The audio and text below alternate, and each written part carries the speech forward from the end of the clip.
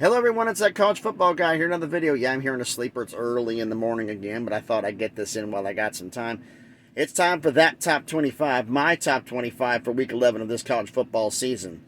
A few changes. We're going to do in a couple things. Obviously, the big games, a lot of top teams lost, so there's changes to the top 25, needless to say.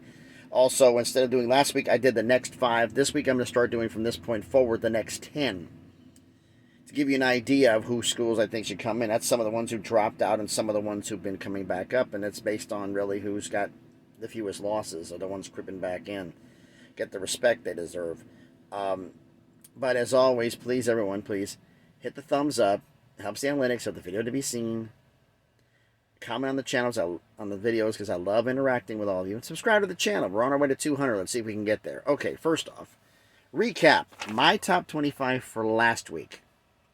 This is mine, not the AP's, this is mine. And for those of you who don't understand why I do this, I'm not going to put it down in the comments again, so I'll do this real fast in video. I rate on a point scale. I don't do arbitrary. Well, this team beat this team, so therefore they automatically have to be... No. I'm going to give you a little spoiler alert. I didn't put LSU above Alabama. LSU lost to... Did they lose to 2 top 25 teams and a top 5 team and a top 25 team? No. They have worse losses than Alabama. Bama's better. Not by much. Best win you can have on the point scale I have is a blowout win over the top 5. And a blowout win is 15 points or more for me. Okay?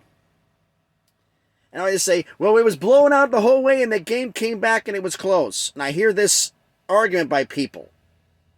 If your team was as deep and as talented as you say you are, why did you hold off? Why? There's teams out there who are in the Power 5 who the second string continues to put their foot on the gas and continues to score points. Your team doesn't. Georgia, I'm talking about you. That has been your biggest problem. Your team gets comfortable and you put it on cruise control. That can be a major problem. You need to stop doing that because you're still going to be a great team, but that is a weakness of Georgia's. They get comfortable, then they get down, and then they may not be able to come back. We'll see what happens. Eventually, it's going to bite them in the rear end. But anyway, blowing out a top 5 is worth the most points. Beating a top 5 is the same value to me as blowing out a top 25 team.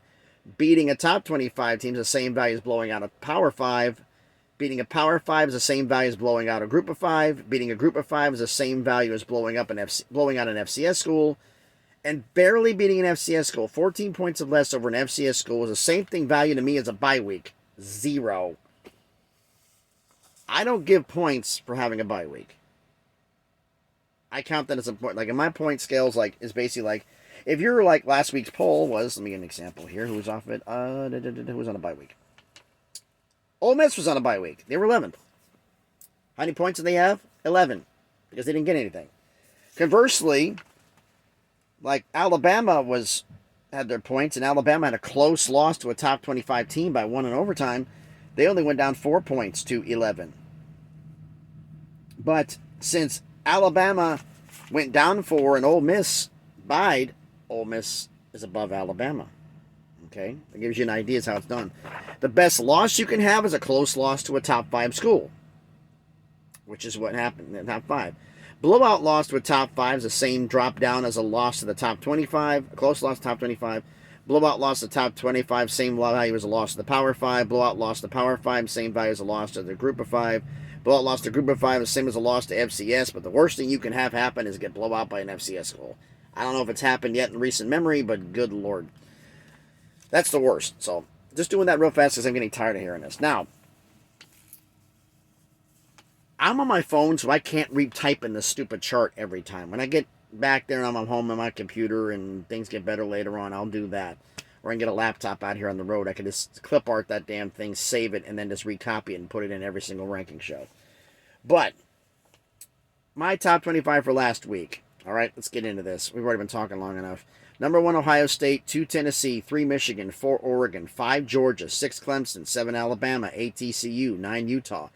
10 USC, 11 Ole Miss, 12 NC State, 13 Illinois, 14 Baylor, 15 UCLA, 16 Penn State, 17 Kentucky, 18 Oklahoma State, 19 Kansas State, 20 LSU, 21 North Carolina, 22 Oregon State, 23 Wake Forest, 24 Mississippi State, 25 Tulane. Okay? Now, look at the list here. The next 5. I'm trying to get this dang thing back here. Where are you? There you are. The next 5. Look at when my papers get misplaced here. It just irritates me.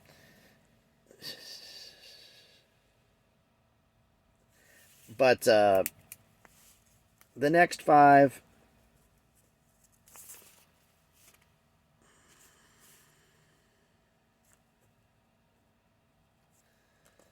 were last week: Syracuse, 26, UCF, Maryland, Coastal Carolina, and Texas, with Liberty being a dark horse. All right, my new top 25 of this week. Ohio State still stays number 1. Georgia, with their victory over Tennessee, climbs to 2. Michigan and Oregon stay 3 and 4. Utah climbs to 5. Up 4 spots. Number 6, TCU, up 2. Number 7, Tennessee, down 5. 8, NC State, up 4. 9, USC, up 1. Penn State is at 10, up 6. I think they're the biggest climber of the week. Yeah, Penn State is the biggest climber of the week, up 6. So congratulations to Penn State being the big climber of the week. Number 11, Baylor, up 3. Number 12, UCLA, up 3. Number 13, Ole Miss, down 2. Bye week. 14, Alabama, down 7. 15, LSU, up 5. 16, Clemson, down 10. Worst drop of the week. 17, North Carolina, up 4. 18, Kentucky, down 1. They were on a bye week. 19, Illinois, down 6. 20, Tulane, up 5. Debuting, back-to-back debuts in the top 25. Number 21, Notre Dame, after their complete destruction of Clemson. And number 22, Texas. Number 23, Mississippi State, up 1 on a bye week. That's how the points worked out. Number 24, UCF, debuting back in the countdown. And number 25, Kansas State, barely hanging on, down 6. Who are the next 10? 26 through 35, Kansas, Oklahoma State, Washington, Liberty, Coastal Carolina, Wake Forest, Oregon State, Syracuse, Cincinnati, and UTSA. The dark horses, the next 3 out on the dark horses, are going to be San Jose State, Maryland. I still think they have a shot at getting back in here. They lose one more game. I don't think they have any chance of ever coming back. And Troy. Yes, Troy in Alabama. They have a shot here. That's what it's going to be here. Oh, by the way, the 3 schools that dropped out of the top 25 is number 18, Oklahoma State, number 22, Oregon State, number 23, Wake Forest.